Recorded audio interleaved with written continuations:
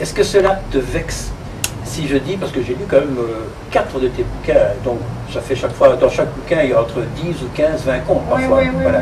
Donc j'ai quand même une petite idée. Si je te dis que presque toutes tes histoires, sauf quelques-unes, hein, des histoires historiques et parfois un peu différentes, mais presque toutes se déroulent dans un monde petit bourgeois, un peu catho. Mais c'est le monde dans lequel j'ai évolué depuis que je suis gamine, quoi. Voilà. Donc forcément, je connais bien ce milieu-là. Et j'ai l'impression que quand tu étais petite, et puis maintenant, même quand tu es adulte, que tu as un œil qui observe tout, qui retient et qui extrapole et qui imagine et qui essaie de comprendre. Oui. Le détail. Oui, oui. Déjà quand j'étais gosse, par exemple, si mes voisins s'étaient disputés, j'imaginais que monsieur aurait pu tuer madame quand madame restait sans être vue pendant 2-3 jours. À quel âge? Oh, j'avais peut-être 9 ans. Je me disais, c'est quand même bizarre qu'on ne voit plus. C'était déjà une petite Agatha Christie de la région de Charleroi.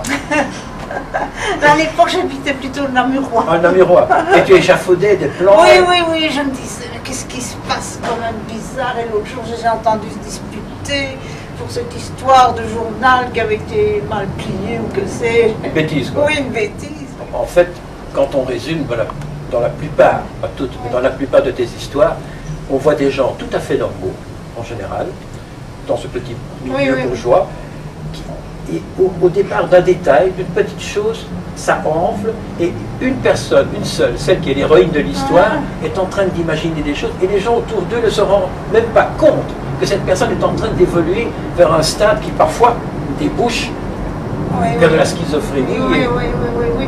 Oui, la personne bouillonne en elle, ça évolue, et puis tout à coup, ça explose. C'est souvent comme ça.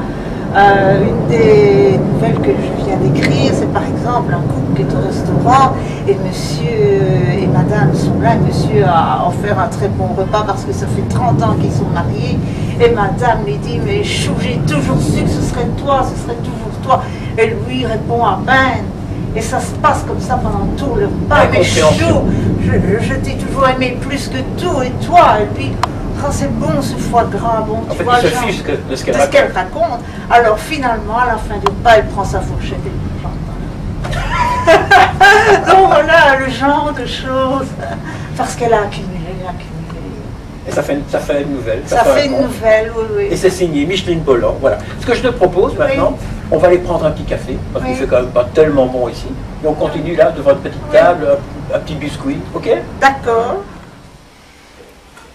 Ouais, écoute, on est pas mal ici, hein, parce que dans le jardin, il faisait un petit peu frais, je trouve. Un peu frais, oui. Et je me demande comment ça... On est quand même en septembre. Enfin, un café noir, tu m'as dit. Oui, oui. Voilà. Merci beaucoup. Si on entend des bruits, que les gens ne s'inquiètent pas, c'est Poussin qui est dans la cuisine, parce qu'on est chez nous ici, et qui est en train de faire un peu de vaisselle. J'avais envie qu'on parle de ton style. Parce que quand on parle d'un auteur, il y a des auteurs, on lit quelques pages, et on sait tout de suite, enfin, en général, tiens, ça c'est plutôt tel style, tel style. Moi je trouve que tu as un style qui est assez pas particulier, mais qu'on reconnaît assez facilement, parce que tes histoires sont très ramassées, et tu as surtout une façon d'écrire qui est simple, je trouve, fluide, ça se lit comme ça, on ne sait même pas que tu as un style. Quel est ton avis là-dessus? Pas facile de parler de soi. Non, tu peux prendre ton café. Hein. Oui, oui. J'essaie d'être simple, d'être à la portée de tout le monde, parce que dans ma profession, je côtoyais beaucoup de personnes, et donc je devais m'adapter un peu à tous les milieux. Et je suis comme ça, j'essaye. Est-ce que tu cherches parfois des mots de vocabulaire dans un dictionnaire ou bien sur Google pour préciser quelque chose? Ça m'arrive, et puis après je les enlève parce que je trouve que je risque d'être moins proche de certains. Donc il faut que ça sorte de toi en fait. Oui, oui. Oui, oui. Voilà. Parce que toi, tu écris également, disons, ce sont souvent une multiplicité de petits paragraphes qui s'additionnent et qui font qu'on saute d'une petite... Je ne vais pas dire une idée, parce que ce ne sont pas des idées. Chez toi, ce sont des images. Ce sont toujours des petits détails, et quand, un plusieurs. Une table, une chaise, un petit détail, un mouvement. Oui. Et puis quand on arrive au fond, on comprend pourquoi cette personne, tout d'un coup, a crié, a envoyé balader son mari. Oui, oui. Et tu expliques. Oui, oui, oui, oui.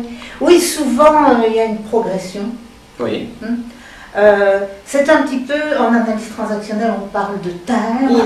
N'emploie pas des termes trop compliqués. C'est quoi? Tu parlais justement de parler clairement. Oui, justement, en analyse transactionnelle. Toutes des choses qu'on a accumulées au fil du temps. Un petit peu comme les timbres valois qu'on avait dans le temps au bout d'un certain nombre d'achats ou de certaines sommes. Et puis on accumule comme des petites rancunes et tout ça. Et puis on se permet au bout du compte d'exploser. Voilà, c'est comme ça. Quand tu assassines quelqu'un dans un livre, oui. Est-ce que ça te fait plaisir? Bah, parfois. Ça dépend ce que j'utilise comme moyen. Tu aimes bien le poison? J'aime bien le poison, oui, oui. Est-ce que tu as déjà pendu des gens? Non. Je crois même que mes suicidés ne se pendent pas. Ne se pendent pas? Non, non. Ils se suicident comment alors? Ben, c'est quand même beaucoup le poison. Le poison. Oui, donc il faut être très méfiant de... Je viens de boire une partie de mon café. Je me demande si c'était très prudent. Tu n'as pas versé? Non, non, non, ça non. Chin. Est-ce qu'on chine avec du café? Je ne sais pas. Oui. Bref, on va résumer ici parce qu'on arrive à la fin de cette longue séquence. Tu es incontestablement, chez Chloé Délices, une sorte de pilier. Parce que tu écris depuis 2004 de manière très régulière, que le nombre de tes livres commence à devenir important, que tu as derrière toi une fameuse expérience et que beaucoup de gens t'admirent pour ce que tu fais. On n'aime pas toujours tout, c'est tout à fait normal, mais je le disais à un ami récemment, dans tout ce que tu écris, dans tous les bouquins que tu sors, où il y a 15, 20 comptes, il y a toujours 2 ou 3 perles. Et je trouve que c'est déjà vraiment pas mal.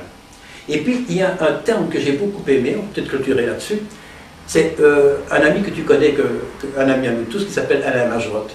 Et il avait fait une étude, il a fait un résumé des lectures qu'il avait fait de tes bouquins. Il avait dit qu'en fait, dans tes bouquins, on apercevait, mais toujours en sous-entendu, la part d'ombre de chaque individu. Que penses-tu de ça? Oui, parce qu'il y a une part secrète qui est parfois révélée dans mes histoires. Tu aimes bien les secrets, toi? Oui, j'aime bien les secrets. Tu aimes surtout bien les secrets que tu peux trouver. Oui, que je peux, ou même imaginer les secrets. Petit à petit tirer sur la pelote de laine, arriver à découvrir les gens, etc. Comment vois-tu ton avenir? Ben, continuer à écrire comme je le fais. Est-ce que tu es consciente qu'à Charleroi, tu commences à être quand même quelqu'un de connu? Ou tu t'en fous? Non, je ne m'en fous pas. Mais c'est vrai que parfois je rencontre des gens qui me disent « Ah, c'est vous qui avez écrit ça ». Bon, c'est vrai, ça fait plaisir quand la personne dit « Ah, mais je l'ai lu, j'aimais bien ». Et puis on voit une petite bonne femme qui n'est pas du tout ce qu'on pense qu'elle est. Non, non. Non, ça est conscient aussi. Oui, oui, oui, oui, oui, oui, oui. Ben voilà, je crois qu'on peut clôturer là. On a découvert Micheline Bolland, elle nous a expliqué qui elle était, on a fait un peu connaissance, on a approché un peu plus de son personnage et surtout, on a peut-être donné l'envie à certains de taper sur Google Micheline Bolland et de trouver les bouquins qu'elle